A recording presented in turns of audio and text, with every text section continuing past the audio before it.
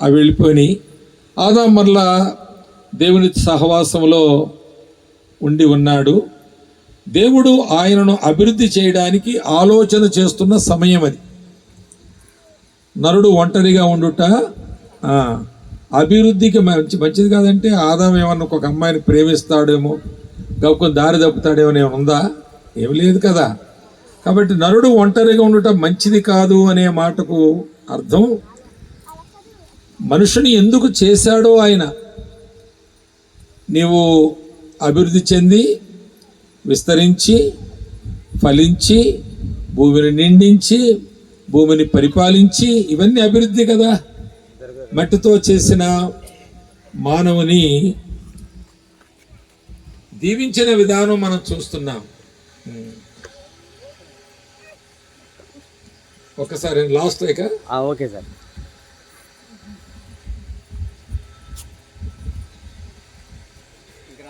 మీరు మగోళ్ళ వైపు కూర్చొని నమ్ముతాను, మీరు మళ్ళీ లేవరని. లేదు, నమ్మలేను నేను. అమ్మ, ఆయన గారు లేస్తే ఈసారి కాలు అడ్డం పెట్టండి, మీరు బోర్లా పడతాడు ఆయన. అది ఫోటోలో పడద్ది, లైవ్లో వెళ్ళిపోద్ది. కనుక ఈ పశువులు ఆయన చేసినప్పుడు వాటికి పేరు పెట్టి పంపించేశాడు. ఆయన మళ్ళీ దేవుని సహవాసంలోనే ఉన్నాడు. ఆ తర్వాత పండు తిన్నాడు ఆయన. అప్పుడు దేవుడు వాటిని ఆయనను ఆ తోటలో నుండి బయటికి పంపించాడు. బయట ఎవరున్నారు?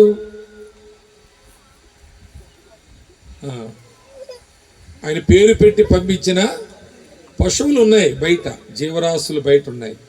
ఇప్పుడు దేవుడు తనతో ఉండడానికి తన రూపంలో తన పోలికలో చేసుకున్నటువంటి మనిషిని తన కొరకు ఆ తోట వేసి ఆయన కలుసుకుని సహవాసం చేయడానికి ఆయన చేసిన ఏర్పాటు నుండి ఎప్పుడైతే తాను తప్పిపోయాడో ఆ తోటలో నుండి బయటికి పంపించి ఖడ్గజ్వాలలను దానికి కావలి పెట్టి తోటలోకి మరలా ప్రవేశించకుండా తను త్రోసివేశాడు. వాక్యంలో అలా వ్రాయబడి ఉంది. త్రోసివేశాడు, ఆ తోటలో నుండి గెంటి వేశాడు. అప్పుడు ఆదాము బయటికి వెళ్ళి చూస్తే తన చుట్టూ పశువులు ఉన్నాయి, తాను పేరు పెట్టిన పశువులు ఉన్నాయి. వాటికి దేవునితో సంబంధం లేదు. దేవుడు ఆదామును చేసినప్పుడు, ఆదామును చేయకముందే సృష్టించేసి, అసలు దేవుడు సృష్టిని ఎందుకు చేశావు నువ్వంటే ఆదాము కొరకని చెప్పాలంతే. ఆయన దేవుడి దగ్గర ఉన్న ఆన్సర్ ఇంకేమి లేదు. అది మాత్రమే బైబిల్ చెప్పే సత్యం కూడా. దేవుడు సృష్టిని ఎందుకు చేశాడంటే అర్థమవుతుందా? ఎందుకు చేశాడు సృష్టిని అంటే, తాను తన స్వరూపంలో తన పోలికలో చేయుటకు ఉద్దేశించిన ఆదాము కొరకు చేశాడు సృష్టిని. దేవా, సృష్టిని నువ్వు ఎందుకు చేశావంటే ఆదాము కొరకు అంటాడు. మరి ఆదామును ఎందుకు చేశావంటే నా కొరకు అంటాడు ఆయన. అది సృష్టికి దేవునికి సంబంధం లేదు. సృష్టి దేవుడికి అక్కర్లేదు. సృష్టిలో ఉన్నవి ఆదాముకే కావాలి, దేవుడికి అక్కర్లేదు. ఎందుకంటే సృష్టి లేనప్పుడే దేవుడు ఉన్నాడు. భూమి ఆకాశం లేనప్పుడే, ఈ పంచభూతాలు లేనప్పుడే దేవుడు ఉన్నాడు. కనుక అవి ఆదాము కొరకు చేశాడు ఆయన. ఆదామును తన కొరకు చేసుకున్నాడు. ఇప్పుడు ఆదాము తనతో ఉండుటకు దేవుడు అనుగ్రహించిన ఆ స్వరూపము, ఆ పోలిక, ఆ మహిమ, ఆ ఆత్మ, ఆ నిత్యజీవాన్ని ఆయన మలినం చేసుకున్నప్పుడు అతడు మరుక్షణమే పశుప్రాయుడయ్యాడు. పశుప్రాయుడు. కనుక నేను ఎందుకు ఈ ప్రారంభంలో ఈ మాటలు చెబుతున్నానంటే, మగ్దలేని అనబడిన మరియా ఒక ప్రఖ్యాతిగాంచిన స్త్రీగా మనకు కనబడుతుంది. అలాగా ఆమె కనబడ్డా కారణం ఏంటంటే, ఆమె రక్షించబడింది. చాలా సింపుల్గా చెప్పాలంటే రక్షించబడింది. ప్రభువైన యేసుక్రీస్తు ఆమెను 7 దెయ్యముల చేత పీడించబడుతున్నటువంటి ఒక వికారమైన జీవితంలో నుండి, విచ్చలవిడి జీవితంలో నుండి ఒక పురుషుడు గురించి చదువుతాం మనం గెరాసీనుల దేశంలో. అతడు బట్టలు విప్పుకొని దిగంబరిగా ఉండేవాడని, సమాధుల్లో ఉండేవాడని, తననెవరూ బంధించలేకపోయారు, సాధు చేయలేకపోయారని, అలాగే తను ఆ యొక్క సమాధుల్లో కొండల్లో కేకలు వేస్తూ రాళ్ళు తీసుకుని తన శరీరం తానే రక్తసిక్తం చేసుకుంటున్నాడు, గాయపరుచుకుంటున్నాడని మనం చూసాం. ఈమెను ఊహించండి, అలాగా ఈమెను ఊహించండి. ఎంత వికారమైన జీవితమో, దెయ్యములు పట్టిన వారి జీవితాలు ఎంత వికారమో. సభ్య సమాజంలో ఎవరి చేత కూడా అంగీకరించబడలేరు, ఎవరు వారి వైపు కన్నెత్తి తదేకంగా చూడలేరు. ఒకసారి చూస్తే చీ అనుకుని తల తిప్పుకునేటువంటి వైఖరి ఆమె జీవితంలో ఉంది. అలాంటి జీవితంలో నుండి ప్రభువు ఆమెను రక్షించాడు. ఆ మంచి మాట మనం చూస్తాం. ఆమె రక్షణ గురించి మార్క్స్ వార్తలో మంచి మాట ఉంటుందండి. 16వ అధ్యాయంలో, మార్క్స్ వార్త 16వ అధ్యాయంలో 9వ వచనములో ఆ మాట మనం చూస్తాం. ఆ మాట నేను చదువుతాను, వినండి. ఆదివారం తెల్లవారినప్పుడు యేసు లేచి తాను, గమనించండి ఆ మాట, మార్కు 16:9. యేసు లేచి తాను 7 దెయ్యములను వెళ్ళగొట్టిన మగ్దలేనే అనబడిన, వినండి ఆ మాట జాగ్రత్తగా, తాను. ఇది లూకా సేవాపరమైన పత్రిక. ఇది క్రొత్త నిబంధనలో మార్క్స్ వార్త మొదటిగా రాయబడింది. ఆ తర్వాతే మిగిలిన మత్తయి, లూకా, యోహానులు కానీ మిగిలిన పత్రికలు కానీ తర్వాత రాయబడ్డాయి.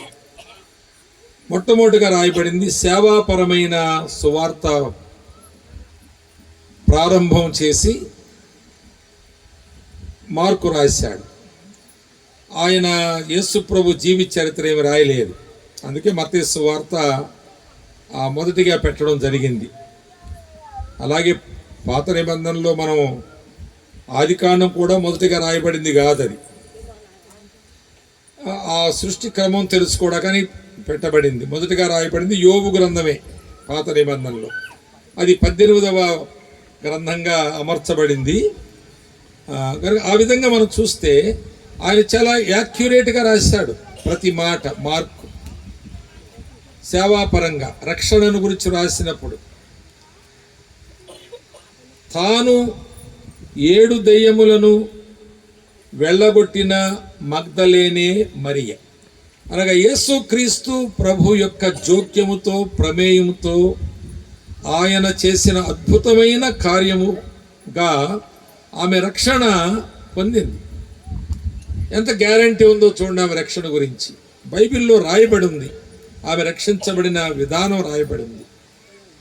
ఇది మనలో చాలామందికి ఆ ధ్యాస లేదు, చాలా తక్కువ. అంటే మతంలో దిగడం, బాప్తిసం తీసుకుని రక్షణ తీసుకున్నానని అనడం, ఇలాంటి పదజాలాలతో కొట్టుకుపోతుంది మన ఆ యొక్క నిర్ధారణ. ఎష్యూరెన్స్ ఆఫ్ సాల్వేషన్ అంటారు కదా, అనగా రక్షణ నిశ్చేత గాలి కొట్టుకుపోతున్నట్లుగా ఉంది. కానీ ఇక్కడ అలా లేదు ఈమె రక్షణ గురించి. కనుక ఎవరైతే అంత యథమిద్ధంగా, ఖచ్చితంగా, అక్షరార్థంగా మాత్రమే కాదు, ఆత్మ సంబంధమైనటువంటి పరిశుద్ధాత్మ చేత ఆమోదించబడి వ్రాయబడినటువంటి మాటగా మాట మనం చదువుతున్నాం. నేను నమ్ముకున్నానండి అన్న చాలామంది క్రైస్తవులను దేవుణ్ణి నమ్మడం లేదు. మేము దేవుణ్ణి నమ్ముకున్నాము అంటున్నారు కానీ దేవుడు వారు నమ్ముతున్నాడా అని కొంచెం కూలంకుషంగా, కీన్ అబ్జర్వేషన్ అంటారు కదా, బాగా వారిని గమనించి చూస్తూ ఉంటే దేవుడికి వాళ్ళు నమ్మకంగా లేరు. కానీ మనకు చెబుతున్నారు మేము నమ్ముకున్నాము అని చెప్పి, రక్షణ పొందాము, తీసుకున్నామని చెబుతున్నారు. ఈ రక్షణ అనేటువంటి మాట అది మగ్దలేనే మరియలో చూస్తున్నాం. 7 దెయ్యముల చేత ఆమె పీడించబడింది చాలా కాలం. ఎవరు ఆమెను అదుపు చేయలేదు, సాధు చేయలేకపోయారు. ఒక స్త్రీ వికారంగా బట్టలు లేకుండా రోడ్ల మీద తిరుగుతూ ఉంటే ఆ గ్రామస్తులు భరించలేరు. కాబట్టి వారు ఎన్నో ప్రయత్నాలు చేసి ఉండవచ్చు. ఆమెకు బట్టలు కట్టించడానికి, ఏదో కప్పుకోవడానికి ఒక బెడ్షీట్ ఇచ్చి ఆమె అలా ఉండకున్నట్లు వారు ప్రయత్నం చేయవచ్చు. ఊరి వెలుపలకు వారు వెళ్ళగొట్టవచ్చు కూడా. అలాంటి భయంకరమైన బాధాకరమైన ఒక బ్రతికే ఆమె తాను 7 దెయ్యములు వెళ్ళగొట్టిన మగ్దలేనే అనబడిన అని ప్రభువు ఇస్తున్న సాక్ష్యంగా మార్కు రాశాడు. ఆ మాట తాను ప్రభువే ఆ పని చేశాడని ప్రభువే సాక్ష్యం ఇస్తున్నాడు. జక్కయ్య గురించి చెప్పినట్లుగా జక్కయ్య ఎప్పుడు ఎక్కడా సాక్ష్యం ఇవ్వలేదు. ఆ 9 వచనాల్లో ఆ లోక 19లో జక్కయ్యను మనం చూస్తే ఆయన ఎక్కడా సాక్ష్యం చెప్పలేదు. ఆ తర్వాత ఆయన పేరు ఇంకా బైబిల్లో మనం చూడం. కానీ ప్రభువు చెప్పాడు వన్స్ ఆఫ్ ఆల్ అన్నట్లుగా. ఇక మళ్ళా తిరుగులేని సాక్ష్యం చెప్పాడు. ఇతడున్న అబ్రహాము కుమారుడే, నేడు ఈ ఇంటికి రక్షణ వచ్చింది అని ప్రభువు చెప్పాక ఇక అనుమానం ఏమీ లేదు. ఆయన సాక్ష్యం అంతే. కనుక ప్రభువు చేసిన కార్యాన్ని ప్రభువు చెప్పడం, నీ రక్షణ గురించి నా రక్షణ గురించి ప్రభువు సాక్ష్యం ఇవ్వడం, ఆయన మన మనస్సాక్షిలో కూడా ఎప్పుడూ ఆ సాక్ష్యాన్ని భద్రపరిచి మనం ఆయా సమస్యల్లో ఉన్నప్పుడు, లోటుపాట్లలో బాధల్లో ఉన్నప్పుడు, వ్యాధుల్లో ఉన్నప్పుడు, నిందలు నేరారోపణలు మన మీద మనల్ని అవమానపరచడానికి ప్రజలందరూ దాడి చేసినప్పుడు కూడా మన రక్షణను గూర్చినటువంటి ఆనందం ఇవన్నీ చెరిపివేయలేవు. అందుకే పౌలు ఒక మంచి మాట ఫిలిప్పీలకు రాస్తా అంటాడు, వినండి. నేను మీతో లేని కాలంలో కూడా మీరు బహుగా భద్రపరచుకోవలసింది, కొనసాగించుకోవలసింది మీ సొంత రక్షణను అంటాడు. ఏదైనా పోగొట్టుకోండి, మీరు పర్లేదు. ఎంత ధనమైనా పోవచ్చు, మీకెంత నష్టమైనా కలగవచ్చు, ఎన్ని నిందలైనా రావచ్చు, కానీ మీకు ఒక సొంత రక్షణ ఉంది. ఆ రక్షణ నిన్ను పరలోక పౌరుని చేసింది కనుక దాన్ని భద్రపరచుకోండి జాగ్రత్తగా అని. ఇప్పుడు ఈమెను గురించి మనం చదువుతూ ఉండగా ఈమె ఒక ప్రఖ్యాతిగాంచిన స్త్రీగా మనకు కనిపిస్తుంది. కనుక రక్షించబడిన ఇక్కడ ఉన్నవారు నేను ఫలాని విషయంలో గుర్తింపు పొందిన విశ్వాసిని అని చెప్పేవాళ్ళు ఎందరున్నారు అనే ప్రశ్నకు 4-5 సమాధానం చెప్పగలిగేవాళ్ళు ఉన్నారా?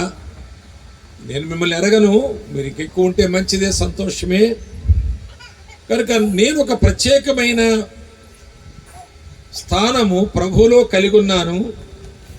ఒక ప్రత్యేకమైన స్థానం ప్రభు కొరకు కలిగి ఉన్నాను. ప్రభువులో కలిగి ఉండుట అది నీ వ్యక్తిగత ఆధ్యాత్మిక జీవితం.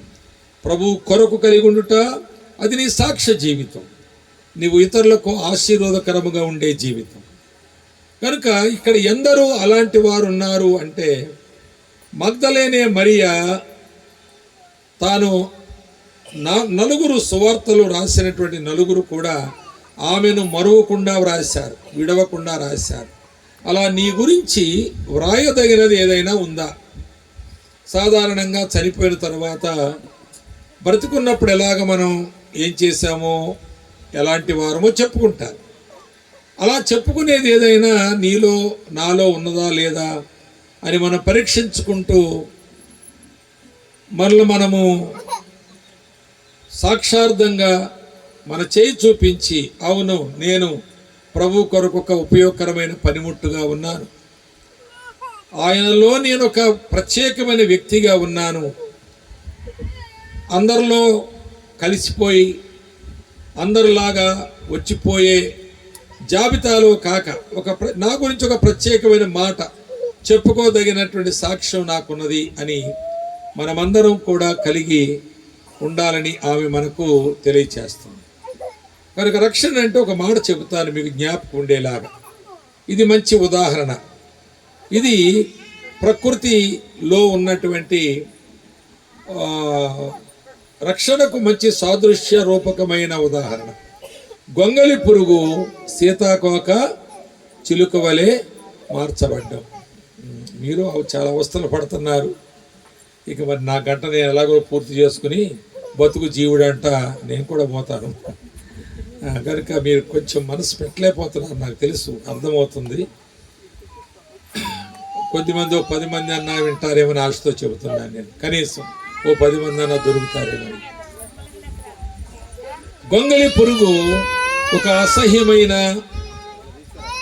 జీవిగా, అది గొంగలి పురుగుగా ఉన్న కాలమంతా ఎవరూ హర్షించరు, దాన్ని ఎవరూ ఆహ్వానించరు, దాన్ని ఎవరూ చూచి ఆనందించరు, దాన్ని పిల్లలు చూస్తే భయపడతారు కూడా.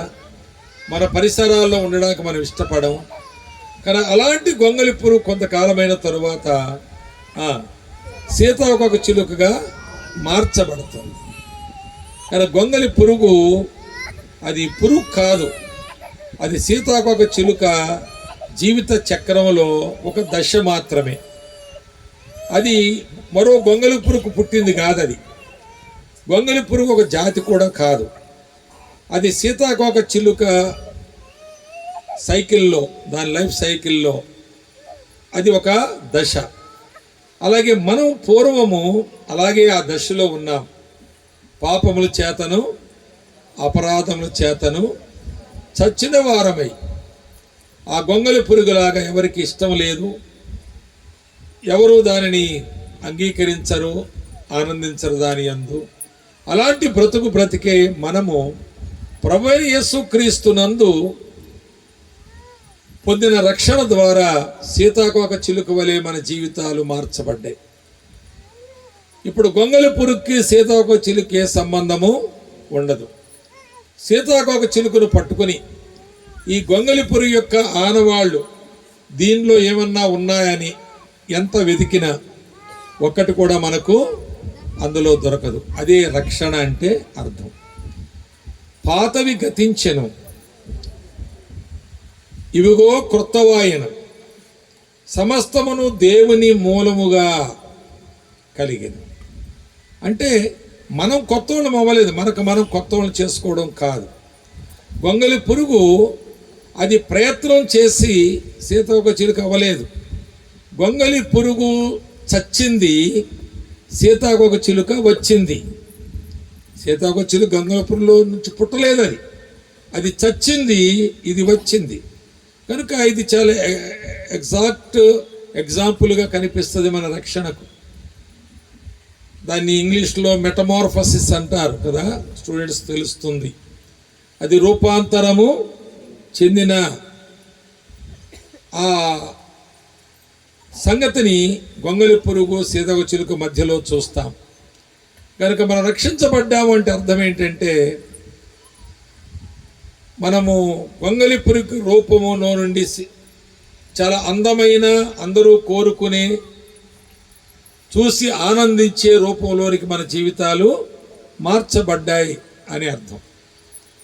అలాగూ మార్చబడినటువంటి సీతాకోక చిలుక యొక్క అలవాట్లు, అది తిరిగే ప్రదేశాలు, దాని యొక్క రూపము, ఇవన్నీ కూడా చాలా స్పష్టంగా గొంగలి పురుగులో నుండి అది వచ్చిందని చెప్పడానికి వీలు లేనంతగా మార్పు దాంట్లో వచ్చింది. కనుక మగ్దలేని అనబడిన మరియ కూడా 7 దెయ్యముల చేత పీడించబడి తుదకు ప్రభువైన యేసుక్రీస్తు ద్వారా విమోచించబడి, ఆమె రక్షించబడి ఈ గ్రంథంలోకి ఆమె వచ్చింది. కనుక మన రక్షణ విషయంలో మనం అశ్రద్ధగా ఉంటే మనెప్పటికి కూడా ఒక ప్రత్యేకమైన ప్రఖ్యాతిగాంచిన వ్యక్తులముగా మనం కాలేం. నేను సికింద్రాబాద్లో ప్రభును తన కృప చేత నన్ను రక్షించి మరి నాకు అనుగ్రహించినటువంటి ఈ నూతన జీవితంలో నేను సికింద్రాబాదులో ఉన్న కాలంలో ఆత్మ సంబంధమైన వారితో నేనుండి వారి జీవితాల్లో ఉన్నటువంటి ఆ ఆత్మ సంబంధమైన మకరందాన్ని నేను కూడా దాన్ని పొంది ప్రభు యొక్క పిలుపు ద్వారా ఆయన పని చేయడానికి సిద్దిపేటకు వెళ్ళాను. సరే, ఈ సికింద్రాబాద్లో నేను ప్రభుని అంగీకరించినప్పుడు నేను ఉద్యోగంలో ఉన్నాను. నాకు పిల్లలు ఉన్నారు, భార్య పిల్లలు ఉన్నారు. నేను బాగున్నాను, నాకేం వ్యాధి బాధలు ఏమి లేవు, ఇబ్బందులు కూడా నాకేమి లేవు. ఐఆమ్ ఫుల్ అన్నట్టుగా ఉన్నాను. నేను నాకేమి కొదువ లేదు అన్నట్లుగా అక్కడే నేను ఉండిపోయి, అక్కడే నేను బ్రతికి, అక్కడే నేను నా పిల్లల్ని అభివృద్ధి చేసుకునే అవకాశాలు నాకున్నాయి. కానీ ఆత్మ సంబంధంగా ఇంతో కొంత అభివృద్ధి చెందే అవకాశం నాకు వచ్చినప్పుడు, నా ముందున్న పెద్దల చేత అనుభవాల చేత నేను ప్రోత్సహించబడినప్పుడు, దేవుడు నా ఎడల కలిగి ఉన్న కృపా ఉద్దేశాలు నాకు బయలుపరచబడినప్పుడు, ఈరోజున నేను కోళ్లపర్రు వచ్చాను. సికింద్రాబాద్లో రక్షించబడి అక్కడే ఉండిపోవచ్చు. నాకు 74 సంవత్సరాలు. ఇప్పుడు నేను 27వ సంవత్సరంలో ప్రభు నన్ను రక్షించాడు. మరి ఈ కాలం అంతా నేను హైదరాబాద్లో ఉండొచ్చు, అక్కడ కూడా నేను బాగానే ఉండొచ్చు. కానీ నేను నా భక్తిలో, నా నీతిలో, నా నియమాల్లో, నా క్రమశిక్షణలో, క్రైస్తవ క్రమశిక్షణలో ఇవన్నీ నేను బాగుండొచ్చు. కానీ దేవుని కొరకు ఎందుకు పనికిరాని వాడుగా, ఒకవేళ స్వార్థపూరితమైనటువంటి ఒక పరిధిలో పరిమితంగా బ్రతికే విశ్వాసిగా నేను ఉండొచ్చు. అలా ఉంటే నేను కోళ్లపర్రు వచ్చేవాడిని కాదు, రాగలిగేవాడిని కాదు. పేతురు గారు, అబ్రహాం గారు, తదితరులు, ప్రసాద్ గారు వీళ్ళకి పరిచయం అయ్యేవాళ్ళు కాదు. కనుక మన అభివృద్ధి అక్కడ కనిపిస్తుంది. మనం మరొక ప్రాంతంలోనికి విస్తరించడం, మన సాక్ష్యం విస్తరించడం. 2000 సంవత్సరాలకు పైన మగ్దలేనే మరి రక్షించబడింది. కానీ 2025వ సంవత్సరంలో కూడా ఆమె మనకు తాజాగా కనబడుతుంది. ఆమె ఏదో ముసలిదైపోయిందో, లేకపోతే ఆమె ఆయా బాధలు, ఆ విధమైన వ్యాధులు ఏటిలోనూ ఉండి కూడా తన విశ్వాసాన్ని కాపాడుకుంటూ ఉంది అన్నట్టుగా లేదు ఆమె. ఈ రోజున ఆమె నుండి మనం అనేకమైన పాఠాలు నేర్చుకోవలసి ఉంది అన్నట్టుగా ఆమె మనకు కనిపిస్తుంది. ఆమె సాక్ష్యము తాజాగా ఉంది. ఆ విధంగా మనలో ప్రతి వారు కూడా ఉండాలి అనేది దేవుని యొక్క ఉద్దేశం. ఒకవేళ మన పిల్లలు, మా అబ్బాయి చిన్నతనం నుంచి మాతో ఉంటున్నాడు, మా అబ్బాయి అంటే మాకిష్టం, మేమంటే మా అబ్బాయికి ఇష్టం అనేటువంటి ఆ అనుబంధం, కుటుంబ అనుబంధం, రక్త సంబంధం మేము కలిగి ఉన్నా, ఒకవేళ మా అబ్బాయికి 40 సంవత్సరాలండి ఇప్పుడు వయసు, ఎక్కడికి వెళ్ళండి మమ్మల్ని వదిలిపెట్టి, ఇంట్లోనే ఉంటాడండి, చిన్నప్పటి నుంచి మమ్మల్ని ప్రేమిస్తాడండి, మాతోనే ఉంటాడండి అని చెప్పుకుంటే అదేమైనా ఘనమైన సాక్ష్యమా, గొప్ప సాక్ష్యమా? మా అబ్బాయికి 40 సంవత్సరాలండి ఇప్పుడు. వాడు బడిలోకి వెళ్ళమంటే లేదు డాడీ మిమ్మల్ని విడిచిపెట్టి ఎక్కడికి వెళ్ళండి, మా ఆయనతోనే ఉంటాడు. వాడు పెద్ద అయిన తర్వాత పోయి పెళ్లి చేద్దాం, లేదు లేదు నాకు అవన్నీ అక్కలు, నేను మీతోనే ఉంటానని అంటాడు. అంత మంచోడండి మా అబ్బాయి అని మనమేం చెప్పుకోగలిగి సంతోషించగలమా? ఎంతటి వాళ్ళు ఏమైనా అబ్బా అలాగనా మీ అబ్బాయి ఎంత మంచోడా అంటారా? ఆడు పిచ్చోడన్నా అయి ఉండాలి, లేక అంగవైకల్యం కలిగిన గుడ్డోడో, కుంటోడో, జబ్బుకుంటోడో అయి ఉండాలి. అలాగే దేవుని సంఘములో ఈ రోజున చాలామంది అలాగే పడి ఉంటున్నారు.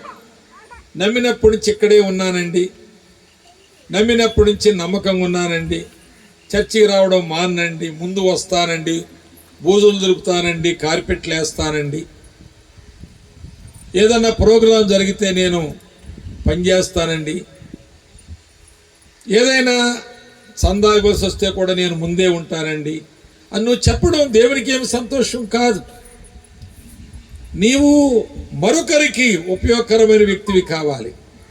అలాగైతే నువ్వు ప్రఖ్యాతి చెందిన మగ్దలేని మరియ వలె, ఆమె ఎప్పుడో 2000 సంవత్సరాల క్రితం చనిపోయింది, కానీ ఇప్పటి వరకు ఆమె జీవితం మన ముందు సాక్షాత్తు తాజాగా కనబడుతుంది. చాలా ఫ్రెష్గా ఉందా మన ముందు. అలాగూ మనం జీవించడానికి ఇలాంటి కూడికల్లో మనం ఉజ్జీవించబడాలి. తరువాత ఆమె అలాగున ఇంతకాలం వరకు ఉండడానికి కారణం ఏంటంటే, మరొక మాట చెప్తాను వినండి. ఆమెకు ఎన్ని దెయ్యాలు పట్టినాయి? 7 దెయ్యాలు పట్టినాయి. ఇప్పుడు ఆమె దెయ్యాలను యేసు ప్రభు వదిలించాడు. ఒకవేళ 6 దెయ్యాలే వదిలినాయి అనుకోండి, ఇంకో దెయ్యం ఉందనుకోండి, ఆమె ఈ గ్రంథంలోకి వచ్చిన ఈ సువార్త రాసినటువంటి వారు మత్తయి కానీ, మార్కు కానీ, లూకా కానీ, యోహాను కానీ, ఆమె పేరు రాసిన ఇందులో 7 దెయ్యాలు ఆమెకు పట్టిని. ఒక్క దెయ్యం ఆమెలో మిగిలిపోయినా ఆమె ఈ గ్రంథంలోనికి రాకపోను. ఈ రోజున క్రైస్తవులు వారు నమ్మక ముందు వారిలో కొన్ని దెయ్యాలు ఉన్నాయి. దెయ్యాలంటే లోక సంబంధమైనటువంటి పద్ధతులు, విధానాలు, ఆలోచనలు, ఆశయాలు, లోక సంబంధమైనటువంటి విషయాలలో ఆనందించడం, ఈ లోకములో అభివృద్ధి కొరకు తాపత్రయపడడం, ప్రయాసపడి సాధించడం, ఇవన్నీ కూడా దెయ్యాలు, మళ్ళీ పట్టిన దెయ్యాలు. ఈ దెయ్యాలు ప్రభు చేత వదిలించబడినందువల్లనే మనము విశ్వాస జీవితంలోకి వచ్చాం, రక్షణానుభవంలోకి వచ్చాం. ఎన్ని దెయ్యాలు వదిలిపోతే, 7 దెయ్యాల్లో ఎన్ని వదిలిపోతే ఆమెకు రక్షణ కలిగినట్లు? 7 దెయ్యాల్లో ఎన్ని వదిలిపోతే ఆమె రక్షించబడ్డట్టు? 7 వదిలిపోవాలి. మరి నీకు వదిలినీయా? అది ప్రశ్న. ఈ రోజున నీకు పట్టిన 7 దెయ్యాల్లోనూ 70 దెయ్యాలు, 4 దెయ్యాలు, ఈ దెయ్యాలు అన్నీ పోయినాయా? ఇంకా కొన్ని అలాగే ఉన్నాయా?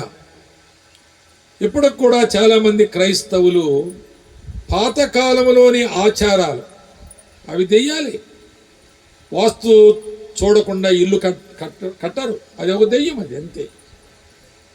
అలాగే రోజులు లెక్కబెట్టి చచ్చిన వాళ్ళకి దినాలు చేసుకుంటుంటారు, కన్నవాళ్ళకి పురుళ్ళు చేస్తుంటారు, ఇవన్నీ లెక్కబెట్టి. ఇవన్నీ దెయ్యాలే.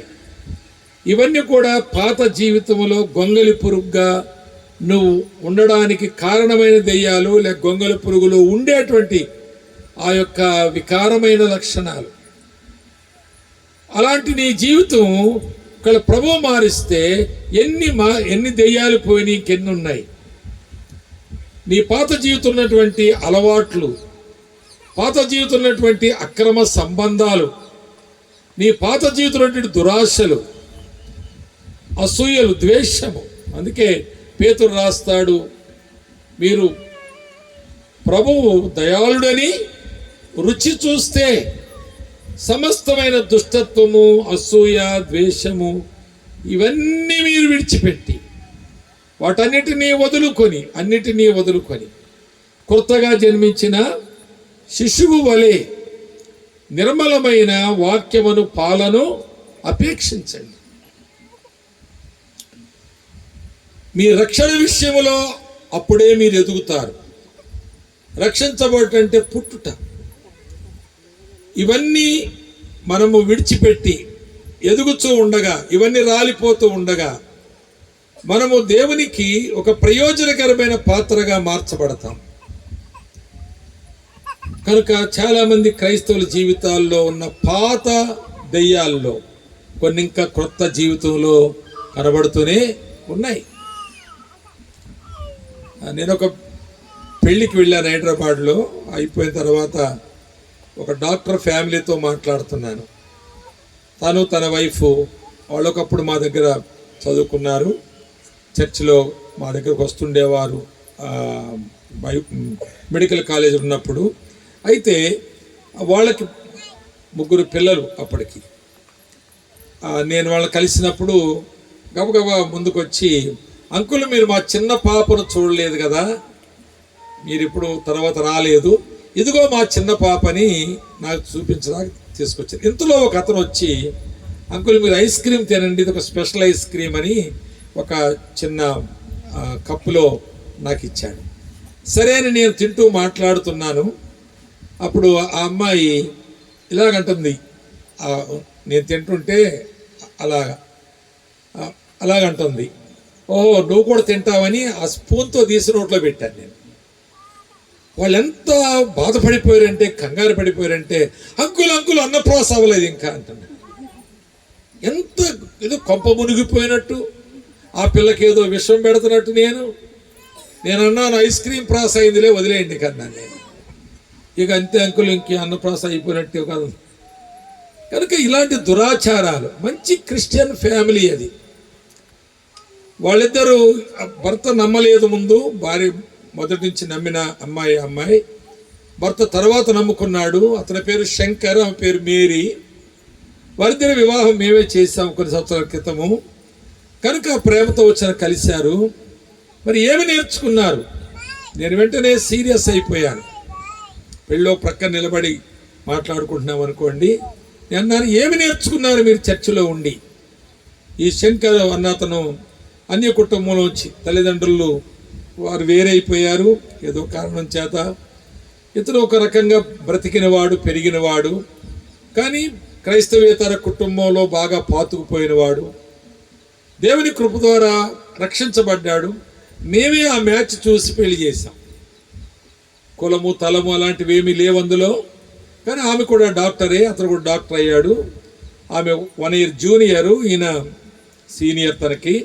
ఆ విధంగా వివాహం చేశాము, పిల్లలయ్యారు. మీరు ఏమి నేర్చుకున్నారు? 5 సంవత్సరాలు మా చర్చిలో ఉన్నారు. మీరు ఏమి నేర్చుకున్నారు? మీరు 5 సంవత్సరాలు, కనీసం మెడికల్ కోర్స్ 5 years అయితే 3 years అయినా మా చర్చిలో ఉన్నారు వాళ్ళు. ఇంకా అన్నప్రాస అనే మాట మీ నోట ఎందుకు వచ్చింది? ఇది అన్యాచారం కదా అంటే, సారీ అంకుల్, ఏంటో మా సైడ్ కూడా అలాగే ఉంది, ఇక అందుకే గౌకున్న మాట అనేసాం అంకుల్, ఇక అయిపోయినట్టే, పాపకి ఇంకేం చెయ్యము అని చెప్పి. కనుక అదో దెయ్యం. ఆ దెయ్యం వదలలేదు. 3 సంవత్సరాలు చర్చిలో ఉన్నారు. తరువాత కూడా చర్చిలో హైదరాబాద్లో మేమే చర్చికి పంపించాం వాళ్ళని. అక్కడ కూడా ఎదుగుతూ ఉన్నారు, 3 పిల్లలు పుట్టే వరకు కూడా. కానీ దెయ్యాలు పోలేదు. ఎట్లా ఎదుగుతావు నీవు? ఒకవేళ నువ్వు పుట్టినప్పుడు నీ జీవితంలో ఏదైనా ఒక వంకర ఉంటే, డెఫిషియన్సీ అంటారు కదా, ఆరోగ్య విషయంలో ఏదో కొరత ఉంటే నువ్వు ఎదగవు, కురూపివైపోతావు, మరుగుజ్జువైపోతావు, గూనితో ఇలా వంగి తిరుగుతావు. నీవు పైకి చూడలేవు, నువ్వు మారలేవు. అలాంటి దుస్థితిలో క్రైస్తవ్యం ఉంది. ఈ సభల్లో నిన్న మొన్న చేసినటువంటి వాక్యాలు బాగున్నాయి, చక్కగా నేర్చుకున్నారు, తెలుసుకున్నారు. కానీ ఒకవేళ చివరి దినాన్న ముగింపుగా ఈ మాటలు నీ జీవితంలో ప్రారంభం కావాలి. ఈ ముగింపు మాటలు నీ జీవితంలో ప్రారంభము కావాలి. నువ్వు ఒక ప్రఖ్యాతి చెందిన వ్యక్తివి కావాలి. నీవు యుగాయుగాలు నీ పేరు మరవబడకూడనంత గొప్ప వ్యక్తివి కావాలి నువ్వు. అది దేవుని కోరిక. దేవుని బిడ్డల విషయంలో దేవునికి ఉన్నటువంటి ఆలోచన. నీ ఆలోచన చొప్పున దేవుని నమ్ముకోవడం కాదు, దేవుని ఆలోచన చొప్పున నీవు నమ్మకంగా ఉండాలి. అందుకే వాక్యంలో ఆ మాట ఉంది, యెషయా గ్రంథంలో ఉంటుంది, మీరు తినక్కర్లేదు. 55:8 ఆ మాట ఉంటుంది, మీ తలంపులు నా తలంపుల వంటివి కాదు. మీ తలంపులకు నా తలంపులకు భూమికి ఆకాశానికి ఉన్నంత భేదం ఉంది. కనుక నీవు నీ తలంపుతో క్రైస్తవ జీవితాన్ని జీవించడం కాదు, దేవుని తలంపుతో నువ్వు క్రైస్తవ జీవితాన్ని జీవించాలి. దేవుడు ఏం చెబుతున్నాడు అని మనం తెలుసుకోవడానికి బైబిల్ గ్రంథం ఉంది. దేవుడు బైబిల్ గ్రంథాన్ని మనకివ్వడం చదవడానికి కాదు, దాని ప్రకారం నడవడానికి. సంవత్సరంలో 2 సార్లు చదివేశాను బైబిల్ అని బహుమానాలు పొందడానికి బైబిల్ ఇవ్వలేదు మనకి. ఇన్నిసార్లు 50 సార్లు బైబిల్ చదివి పూర్తి చేశాను అని చెప్పుకోవడానికి బైబిల్ మనకి ఇవ్వలేదు. చదివిన ప్రతి వాక్యమును మనం అభ్యాసం చేసి దాని ప్రకారం నడుచుకొని ఆయన మన కొరకు సిద్ధపరిచినటువంటి ఆ నిత్య జీవానికి వారసులం కావాలి. కనుక ఆ విధంగా మనం ఎదుగునట్లుగా వాక్యాన్ని ఇచ్చాడు. చదవడానికి ఇవ్వలేదని అన్నప్పుడు చదవమని వాక్యంలోనూ ఉంది, చదవమని సేవకులు చెబుతున్నారు, మనం చదువుతూ ఉన్నాము. కనుక ఎందుకు చదువుతున్నాము దీన్నంటే బైబిల్ పూర్తి చేయడానికి కాదు, ఎలా నడవాలో తెలుసు కూడా చదువుతున్నాం మనం. డాక్టర్ గారు పేషెంట్కి రాసిచ్చిన ఒక ప్రిస్క్రిప్షన్ లాంటిది బైబిల్. దాన్ని క్షుణ్ణంగా చదివి ఎగ్జాక్ట్గా అలాగే పేరున్నటువంటి మందు కొనుక్కుని దాన్ని మనం డాక్టర్ గారు చెప్పినట్లుగా వాడుకున్నప్పుడే మన వ్యాధికి ఉపశమనం కలుగుతుంది, లేకపోతే ఆ వ్యాధి మనల్ని చంపుతుంది. అందువలన బైబిల్ గ్రంథాన్ని మనం చదివినప్పుడు ఈ 7 దెయ్యాలు ఆమెలో ఉన్నాయి. ఆ 7 దెయ్యాలు ప్రభు పోగొట్టాడు, అందుకే ఇందులోకి వచ్చింది బైబిల్ గ్రంథంలోకి. ఇలా పోయి ఉండకపోతే అవి గ్రంథంలోకి వచ్చునా రాకపోను అని మీరే చెబుతున్నారు. ఆమె రాలేకపోతే మరి మీరు వస్తారా, నేను వస్తానా, మనం రాగలమా? చాలా కాలం క్రితం 45 ఏళ్ల క్రితం ఒక అమ్మాయి పాడిన పాట ఒకటి నాకు జ్ఞాపకం ఉంది. అప్పుడప్పుడు నేను ఇది జ్ఞాపకం చేస్తూ ఉంటాను. దానికి ముందు దేవుని వాక్యంలో ఒక మాట వ్రాయబడి ఉంది. ప్రకటన గ్రంథంలో 21వ అధ్యాయములో 27వ వచనములో ఆ మాట వ్రాయబడి ఉంది. ఎవని పేరు గొర్రెపిల్ల జీవ గ్రంథములో వ్రాయబడినట్లు కనబడెనో వారందులో ప్రవేశించుదురు. చదువుతారా మాట ఎవరైనా? గొర్రెపిల్ల యొక్క జీవ గ్రంథమందు వ్రాయబడిన వారే అందులో ప్రవేశించుదురు. కానీ నిషిద్ధమైనది ఏదైనాను, అసహ్యమైనది ఏదైనాను, అబద్ధమైనది ఏదైనాను జరిగించువాడు అందులో ప్రవేశింపడు అనే మాట అక్కడ మనం చూస్తాం. కనుక గొర్రెపిల్ల జీవ గ్రంథములో వ్రాయబడినట్లు ఎవరి పేరు కనబడుతుందో, ఎవరి పేరు కనబడుతుంది అంటే 7 దెయ్యములు కలిగిన మగ్దలేనబడిన మరియలో ఉన్న 7 దుర్గుణాలు అనుకుందాం, 7 అలవాట్లు అనుకుందాం, 7 ఆచారాలు అనుకుందాం, 7 వారి యొక్క శరీర సంబంధమైన ఆశలు అనుకుందాం. ఇలాంటివన్నీ కూడా ప్రభువు ఇచ్చిన రక్షణ ద్వారా నిర్మూలన చేయబడ్డాయి, పూర్తిగా కడగబడ్డాయి, తుడిచివేయబడ్డాయి. కాబట్టి ఆమె పేరు ఆ జీవగ్రంథంలోనికి వచ్చింది. ఒకవేళ 6 దెయ్యాలే పోయి ఒకటి ఉండుంటే జీవగ్రంథంలోనికి వచ్చునా? అమ్మాయి చిన్నప్పుడు అనగా 45 years దాదాపుగా ఆ క్రితములో లేక ఆ కాలములో ఒక బోర్డింగ్ గర్ల్, బహుశా 8th class 7th class చదువుతున్న అమ్మాయి పాడిన పాట ఇలా ఉంది.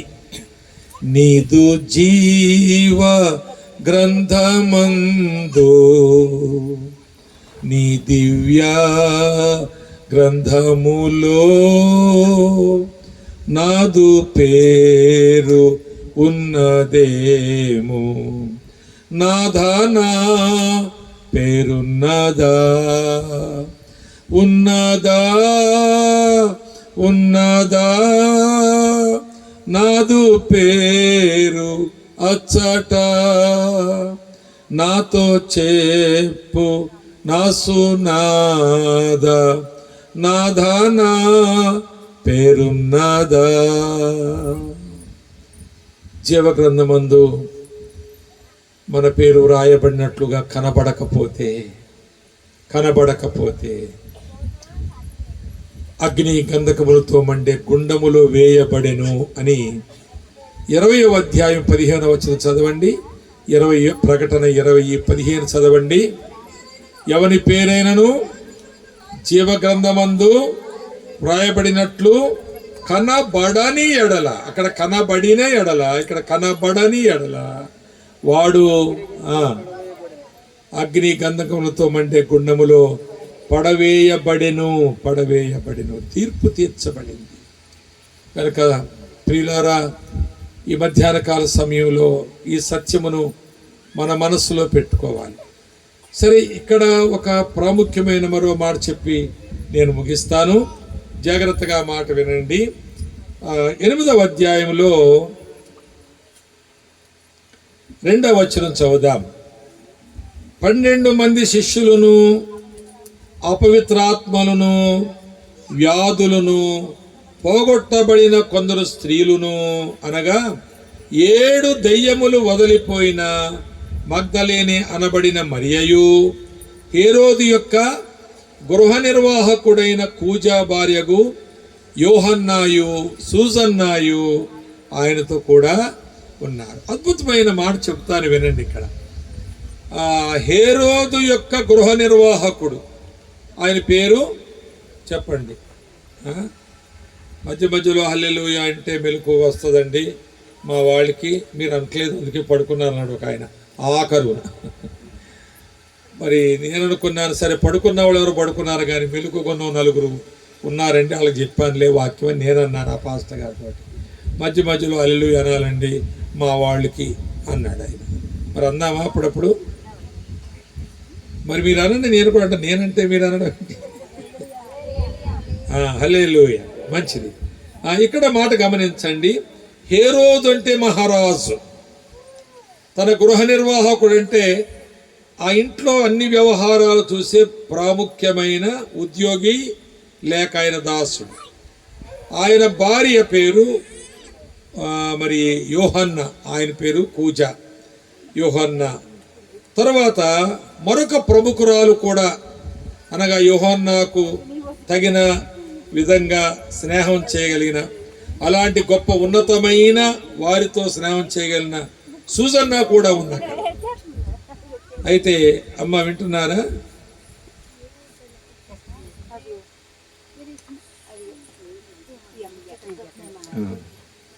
గొంగళ పురుగా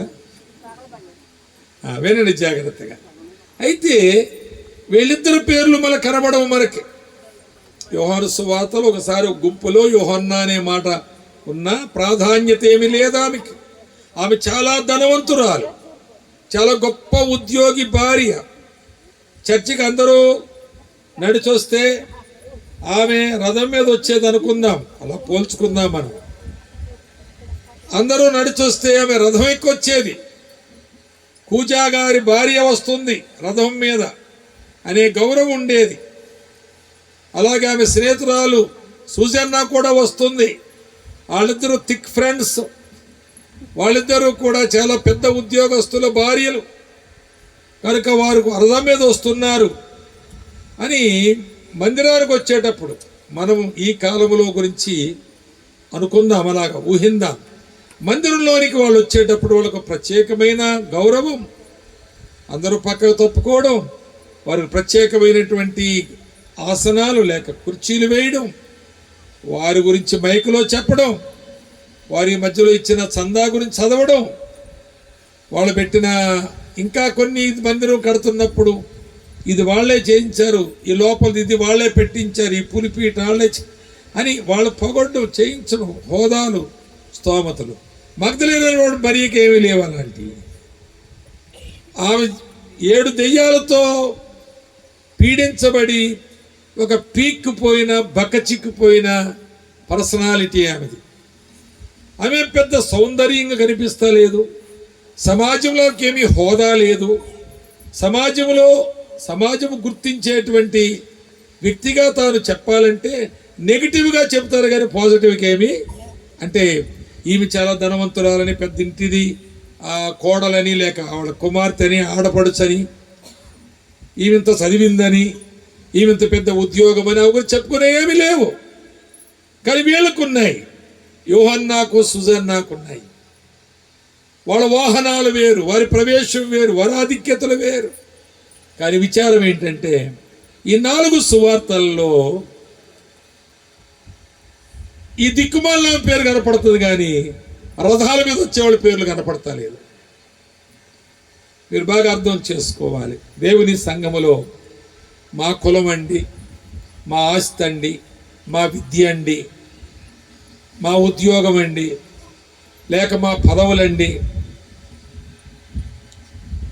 ఆ ఎమ్మెల్యే మా ఇంటి పేరటోడే, లేక మా బంధువే, ఇలాంటి బడాయి కబుర్లు చెప్పుకుంటారే, తమను తాము పొగుడుకుంటారే, డబ్బా కొట్టుకుంటారంటారు కదా, డబ్బా కొట్టుకుంటారంటారే, వాళ్ళ పేర్లు కనపడవు ఇందులో. ఆయన జీవ గ్రంథములో నీ పేరు ఉండాలంటే మగ్దలేని అనబడిన మరియ వలె తనకున్నటువంటి 7 దెయ్యముల నుండి ప్రభువు విడిపించినటువంటి సాక్ష్యం నీకు ఉండాలి. ఏంటక్క నువ్వు ఇందులో పాల్గొనట్లేదు? అమ్మా, దెయ్యాన్ని ఎప్పుడో వదిలేశాను నేను. ప్రభు వెళ్ళగొట్టాడా దెయ్యాన్ని? పెద్ద మేకపోతులు పెంచాడు ఒక ఆయన. వాళ్ళ అబ్బాయి పుట్టగా పుట్టాడని పుట్టెంటుకలు కత్తిరించడానికి, మేకపోతుని పెంచుతూ పుట్టెంటుకలు కత్తిరించడానికి వేములు వాడనే రాజేశ్వరుడనే ఒక దేవతో దేవుడు ఎవరో కానీ అక్కడ మొక్కుకున్నాడు ఆయన. కానీ ఆయన పేరు కనకయ్య. ఈ మధ్యలో అద్భుతంగా ప్రభుని నమ్ముకున్నాడు ఆయన. నమ్ముకున్నాక నా దగ్గరికి అంటే చర్చకు రావడం ప్రారంభించాడు. నేను కూడా వాళ్ళ ఇంటికి వెళ్ళి కలుసుకుంటూ ఉండేవాడిని. మేకపోతు మాత్రం పెరిగిపోతుంది, ముదిరిపోతుంది. మరి పుట్టెంటుకలకి వెళ్ళాలి, ఏం చేయాలని ప్రశ్న వచ్చింది వాళ్ళకి. అప్పుడు నేను మామూలుగా ధోరణిలో చెప్పాను, ప్రభువుని నమ్మక ముందు అలాంటి ఆచారాలు, పుట్టెంటుకలు కత్తిరించడం, కత్తెరలేయడం, 3 కత్తెరలు తండ్రి కుమార పరిశుద్ధాత్మనామం, మేనమామ వచ్చి 7 కత్తెరలు వేయడం, ఏమున్నాయి కదండి ఈ పాత దెయ్యాలు. అది బాబు ప్రభువుని నమ్ముకున్న వాళ్ళకి అది ఏమి లేదు.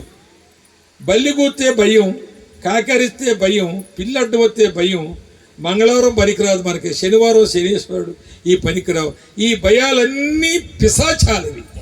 ఈ పిశాచాలన్నీ పోయినట్టే బాబు అంటే, అలాగా సార్ నాకు తెలియక అనుకున్నాను సార్. మరి మేకపోతులు ఏం చేద్దామంటే అన్నాడు. నేను సేవకుల కూడికి పెడతాను మేము వచ్చే నెలలో, అప్పుడు పోయిదాన్ని. అదేం సరిపోతుంది సార్, ఎంతమంది వస్తారంటే 100 మంది వరకు రావచ్చేమో అన్నా నేను, మా దగ్గరలో ఉన్నవాళ్ళు. అంటే 100 మందికి ఏం సరిపోతారు, ఇంకో దానికి కొందామన్నాడు. 2 కొనుక్కొచ్చి కోసం. పిల్లోడు పుట్టెంటుకలు లేవు. నేను చెప్పాను, రూపాయి ఇస్తే మంగళాన్ని చేస్తాడు. గుండు చేయించొద్దు మొట్టమొదట ఆయనతో కత్తిరింపు. ఆ దినాల్లో చాలా కాలం క్రితం ఒక పిల్లోడు కత్తిరించాలంటే రూపాయి. నాకే కట్టింగ్ 3 రూపాయలు. అప్పుడు తల ఎలాగ ఉండేది కాదులేండి, అప్పుడు చాలా పెద్దగా ఉండేది. సరే, మొత్తానికి ఆ పిల్లవాడికి కత్తిరించేసేయి, గుండు చేయకు. గుండు చేస్తే మళ్ళీ పుట్టెంటుకలు తీశారంటారు. కానీ కత్తిరించు, ఇంకెప్పుడో చేద్దామని అవసరమైతే. మా పిల్లలు 3కి గుండు లేదు, మరి వాళ్ళు బాగానే ఉన్నారు, వాళ్ళ ఎంటుకలు బాగానే ఉన్నాయి. మరి కనుక ఇలాంటి వ్యవహారాలు మనం చేయకూడదన్న వెంటనే అతను మానుకున్నాడు. అలాగూ మానుకుంటే అతని పేరు జీవగ్రంథంలోకి వెళ్ళింది అని ఒక సూచన. ఆ జీవగ్రంథం నాది కాదు, నేనేమి రాయను దాంట్లో, కానీ ఒక సూచన. ఓ అసహ్యమైన దాన్ని ఏంటండి, నిషిద్ధమైనది, ఫర్బిడెన్, దేవుడు వద్దు అనుకున్నది, ఫర్బిడెన్ బై గాడ్ అంటారు దాన్ని. దేవుడు నిషిద్ధంగా ఎంచింది అబద్ధమైన దానిని ఆ కనకయ్య వదిలేశాడు. కాబట్టి ఈయన పేరు గొర్రెపిల్ల జీవగ్రంథంలో తప్పకుండా వ్రాయబడి ఉంటుందని విశ్వసిస్తున్నాను నేను. కనుక ఈ పరీక్ష మనం చేసుకోవాలి. ఇప్పుడు యోహన్నా పేరు, సూజన్న పేర్లు గొప్పవాళ్ళు, కానీ వాళ్ళ పేర్లు కనబడడం లేదు. ఆమె పేరే కనబడుతుంది పదే. ఆమె జ్ఞాపకార్థమైన స్త్రీగా కనిపిస్తుంది. ఆమె ప్రఖ్యాతి చెందింది ఆ కాలంలో. సాయంకాలం ఇంకా చెబుతాను, చాలా ప్రాముఖ్యమైన మాటలు ఆమె గురించి చెప్పవలసి ఉంది. ఆమె ఆ విధంగా తన జీవితం తీర్చిదిద్దబడ్డట్టుగా పరిశుద్ధాత్ముడికి రాయించి ఉంచాడు. కనుక ప్రియులారా, ఈ మధ్యాహ్న కాలంలో నీ గొప్పతనాన్ని బట్టి గొప్పవాళ్ళం కాము, నీ గొప్ప ఆస్తిని బట్టి గొప్పవాళ్ళం కాము, నీ గొప్ప విద్యను బట్టి గొప్పవాళ్ళం కాము ప్రభువులో. అది బయట మార్కెట్లో అదంతా, కానీ సంఘంలో అది సాగదు. దేవుని రాజ్యము వాటికి విలువ కట్టదు. లాజరు చచ్చిపోయాడు, ఒకటే వచనం, లూకా 16:22 వచనం ఒకటే. లాజరు చచ్చిపోయాడు, దేవదూతలు ఆయన కొనిపోయారు, అబ్రహాము రొమ్మున ఆనుకున్నాడు ఆయన. ధనవంతుడు కూడా చనిపోయాడు. అంటే అర్థం ఏంటి? ధనవంతులు కూడా చచ్చిపోతారని అర్థం. కానీ వీళ్ళు అనుకుంటారు మాకేంటి, మాకేదన్నా వస్తే హైదరాబాద్ పోతాం, అపోలోకి పోతాం, అమెరికా పోతాం అనుకుంటారు. కానీ వాళ్ళు కూడా చచ్చిపోతారు. సమాధి చేయబడ్డాడు, అతనికి సాక్ష్యం లేదు. దేవదూతలు వచ్చి కొనిపోయినని ఈ దరిద్రుడి కొరకు వ్రాయబడిన మాట ధనవంతుడి కొరకు వ్రాయబడలేదు ఈ గ్రంథంలో. కనుక ఆ దరిద్రుడు ప్రభు కొరకు సాక్షిగా బ్రతికాడని ఇందులో నిలబడ్డాడు, కనబడుతున్నాడు. కానీ ధనవంతుడు పాతాళంలో యాతన పడే వాడిలా కనబడుతున్నాడు.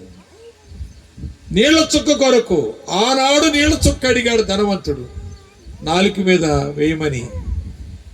నీళ్ల చుక్క వేసేవారు ఎవరు లేరు ఆయనకి. కానీ ఈరోజు కూడా ధనవంతుడికి ఏం కావాలో చెప్పండి మీరు? ఏం కావాలి? ఆ నీళ్ల చుక్కే కావాలి. అప్పటి నుంచి ఇప్పటి వరకు నీళ్ల చుక్క, నీళ్ల చుక్క, నీళ్ల చుక్క, నీళ్ల చుక్క అని బ్రతున్నాడు. ఇక్కడ ఎన్ని చుక్కలు తాగాడు, ఎన్ని చుక్కలు వేసుకున్నాడో మనకు తెలియదు. అర్థమవుతుందా? కనుక యోహన్న సూజన్న కనబడతాలేదు మనకి, ఈమెనే కనబడుతుంది మనకి. ఈ దరిద్రురాలే కనబడుతుంది. వికారమైన జీవితంలో నుండి ప్రభు ఇచ్చిన కృపారక్షణకు పాత్రురాలయ్యింది. కారణం ఏంటంటే 7 దెయ్యాలు కలిగిన ఆమెలో నుండి 7 దెయ్యాలు వెళ్ళిపోయినాయి. ఏం చెయ్యాలండి? శరీరం కదా, సమాజం కదా, బంధువులు కదండి, తప్పదండి అనేటువంటి దెయ్యాలు ఎవరి దగ్గర ఉన్నాయో వారి పేర్లు ఎందుకు వస్తాయి? ఇందులోకి రావు. అందుకే నేను పడిన కోరస్ని పదే పదే పాడుకోవాలి మీరు. నేను వెళ్ళే ముందు ఎవరైనా రాసిమ్మంటే వాళ్ళకి రాసిస్తాను, అది మిగిలినంతా పంచుకోండి, పాడుకోండి. ఆ పాట, ఆ రాగం రాకపోయినా పర్లేదు, చదువుకోండి దాన్ని.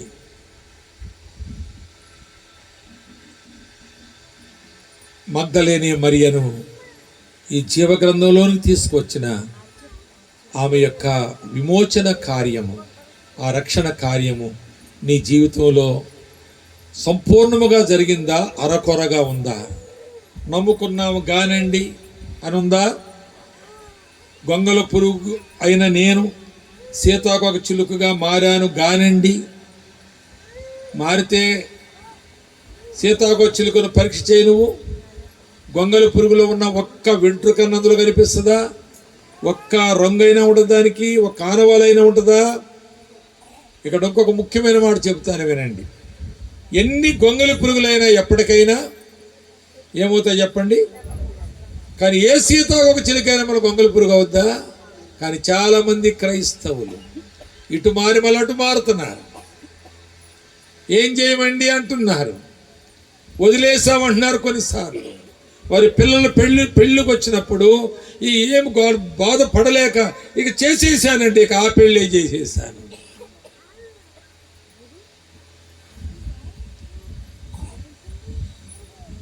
అందరిలో నీవు కనపరచబడ్డావు, కానీ దేవునిలో నీ పేరు లేకుండా పోయింది, జాగ్రత్త. ప్రభువులో నీ పేరు కొట్టివేయబడింది, జాగ్రత్త.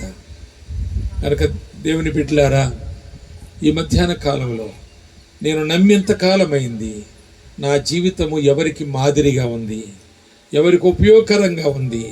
నేను మరణించిన తర్వాత నేను ఒక మరువబడిన మనిషిగానే ఇతరుల జీవితాల్లో, ఇతరుల దృష్టిలో ఉంటానా, లేక మరణించి మరువబడతానా అనేటువంటి ఒక చింతన నీలో ఈరోజు ప్రారంభించబడాలి.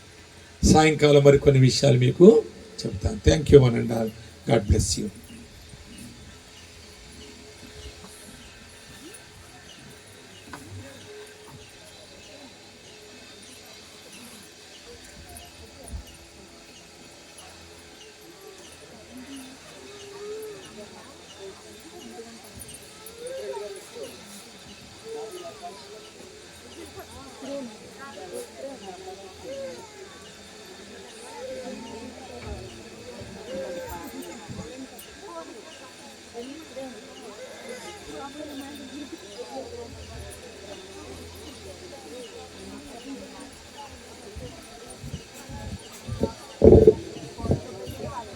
కళ్ళంచుదాన్ని ప్రార్థన చేసుకుని ఇంతవరకు దేవుడు